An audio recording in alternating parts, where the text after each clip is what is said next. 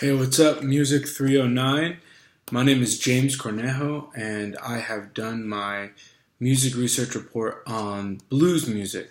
So I'm going to be talking a little bit about just where it came from, pretty much a little bit about where it is, or who made it famous, rather. And yeah, here we go. So just a little introduction. Blues is a very vast genre of music. There's so many different takes on it. There's so many different styles of it. There's so many different feels of it. But where did it all start? So blues music, some could say, it started when slaves were brought from the continent of Africa, when they were brought from there here as slaves, Africans brought as slaves, and pretty much when they came, because their work was so hard, because things were so tough, and they were picking cotton in the field and picking other types of vegetables and of other types of hard work in the farms. When they got there and they began to continue working, things were very tough, and there was a lot of heartache and a lot of pain. Certain slave owners would have them marry, have families, but at any moment they could take that child that they had, that the two slaves had, or they could separate the marriage. So it wasn't a legal marriage, but they would force them to do that to create more, just human beings, more slaves, so they could sell them or trade them or whatever. And other things like, horrible, just grueling work, and just very inhumane, as most of us already know. It's pretty common knowledge. So, given all this, the unjust beatings and merciless things of that nature, there needed to be an outlet. There needed to be something that the slaves could release their emotions and release their feelings. And what they began to do was they began to sing.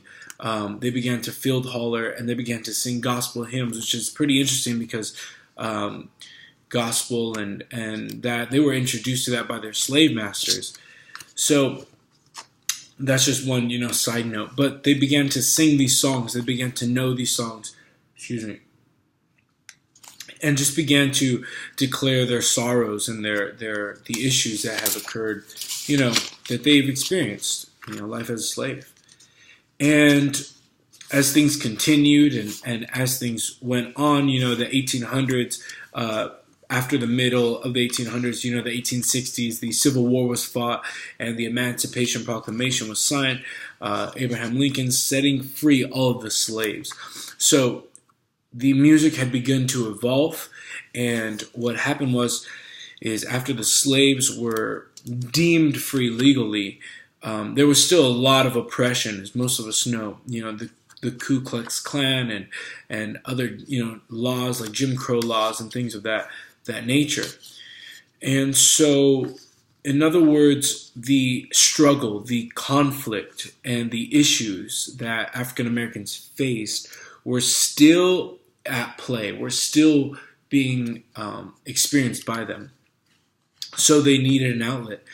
And pretty much these songs of sorrow and these songs of pain and sadness just continued to flow. There was a man by the name of, finally near the 1900s, 1903, there was a band leader by the name of W.C. Handy. He was an African American, and he is said to have discovered blues. He's known as the father of blues.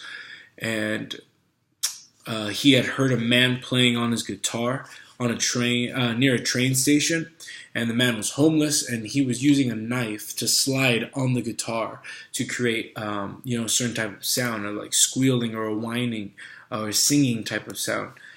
And he said that it was so sorrowful, and he heard that song, and then he did his own rendition of it later on, and he just continued to advance certain songs. And one song that he published was called Memphis Blues. And ever since that song was published, after that, blues music became very popular, very popularized, and traveled up the Mississippi River and to Chicago. And, that's where we get Chicago blues, and up the Delta, where we get Delta blues. And and just all these different types of blues as it was adopted and personalized in people's lives. And, even till this day, as, decades later, people like Stevie Ray Vaughan came about, before him, B.B. King, and other people who have continued on. People like Susan Tedeschi are keeping blues music still alive, and they're keeping it very well. And they're advancing and putting their own spins on it. So blues music is all about releasing a sorrowful sound. It's all about releasing the sorrow that has built up in your soul, which is why so many people are able to, which is why I believe that so many people are able to relate to it. So if you have not given blues music a listen, I strongly advise you, check it out, listen to it, maybe write your own blues songs if you got a lot of things on your heart. James out.